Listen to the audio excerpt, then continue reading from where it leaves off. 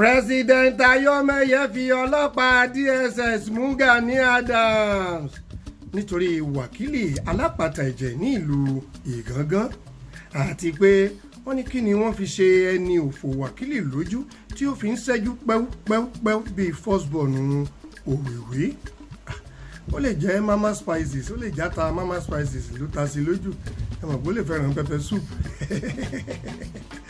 Ẹ pè Mama Spices sórí 0805-085-4434 káàkiri àgbáyé. Gbogbo ẹ̀yin tẹ́ fẹ́ràn láti máa jẹ pepper soup tàbí láti máa ṣe ọbẹ̀ oríṣiríṣi, ọmọ Calabar tó dààmú wọ́n máa supply yín worldwide. Ṣùgbọ́n ìròyìn kúmọkùmọ ló sọ bẹ́ẹ̀ o. Don't forget pé ilé-iṣẹ́ Matrix Homes and Properties Limited ló ṣe onígbọ̀wọ́ ìròyìn kúmọkùmọ ti ọ̀sẹ̀ yìí. Ẹni ọ̀wọ̀ Irọ́lábí ni oníròyìn yín. Chief Adífàgbẹ́jà of Yorùbá Land ni mo jẹ́. Àfáà Rebecca ni orúkọ mi láti ilé-iṣẹ́ Ojúkòkòrò Evangelical Ministry orí òkè Kòmátà 72 minutes to 8:30 lólù ní ìlú Èkó ń bí. So ẹ wá Mama Spices kí ẹ fi ṣe pepper soup kí ẹ fi kó skíbọ̀ ìròyìn kúmọkùmọ ti ọ̀sẹ̀ yìí. Gbàù lójú ọ̀tá tó ń sọ̀rọ̀ mi láburú. Ẹ̀kálẹ́ òru àná ni ọlọ́pàá ìjọba àpapín ìlú Wàrà àti Oyin ṣe ìbéèrè àgọ́ lọ́wọ́ ààrẹ ọ̀nà kakanfò ìdí àti ìtumọ̀ tí ibà Gani kò fi gba àwọn ẹni bíi láàyè ọ̀dájú.com of Fulani Land láàyè láti pa gbogbo ọmọ Yorùbá tán kí ó tó di pé ó bínú tàbí ó sọ̀rọ̀ gẹ́gẹ́ bí ìpinnu àwọn adàlúrú láti òkè ọya. Ìròyìn kúmọkùmọ lẹ̀ ń gbọ́. Ẹ ṣé bí ẹ ti ṣe ń fi Mama Spices tí ẹ fi ń ṣe pepper soup káàkiri àgbáyé. Ẹ pè sórí 0805-085-4434 Mama Spices máa gbé WhatsApp nọ́mbà wọn nìyẹn tẹ́ bá fẹ́ jẹ́ distributor káàkiri àgbáyé.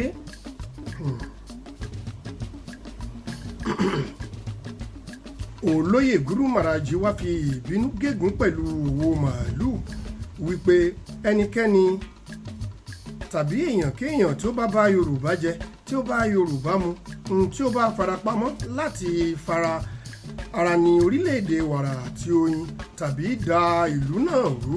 Ó wípé ẹ̀rín ní ṣáájú ẹkún àbámọ̀ nígbẹ̀yìn ọ̀rọ̀.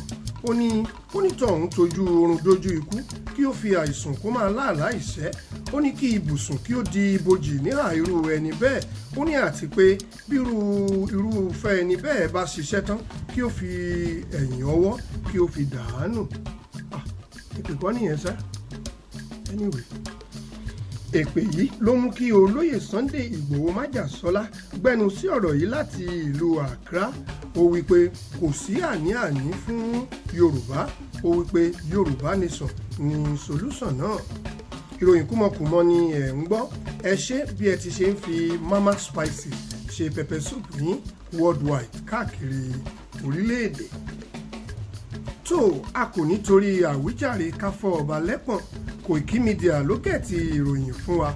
Ayọ̀ ọmọ Olúyẹmí ni Sandman. Mama Spices ló tàìpù ẹ̀ fún wa. Ọọ̀ni of Ifẹ̀ ní director. Ilé-iṣẹ́ Matrix Homes and Properties Limited ló ṣe onígbọ̀wọ́ ìròyìn kúmọkùmọ náà. Èmi ọmọ yín olórí bí ìlú Ègùn ẹlẹ́nu bí ìgò epo irúnjà fi irun só ìlẹ̀kẹ̀já tòǹtòó yán kan bí ọgbẹ́ ògúnléjà wúdẹ̀ aláṣejù bàbá jẹ́nrọ́lá tí fi ẹsẹ̀ méjèèjì ta ajá nípa náà ló kà á frankly sí etí ìwòran yín. Gbogbo wa ní kí ẹ mú o. tó ẹ má gbàgbé láti follow wa lórí Facebook. Ẹ subscribe sórí Kúmọkùmọ TV. Ṣé mọ̀ pé ìgbádùn tiyín náà ló jẹ wá lógún ní ilé-iṣẹ́ ìròyìn Kúmọkùmọ. tó ìyókù tún di ní ọjọ́ méje bí mo ṣe wí lẹ́ẹ̀kan. Imú yín ni kí ẹ máa fi yín o.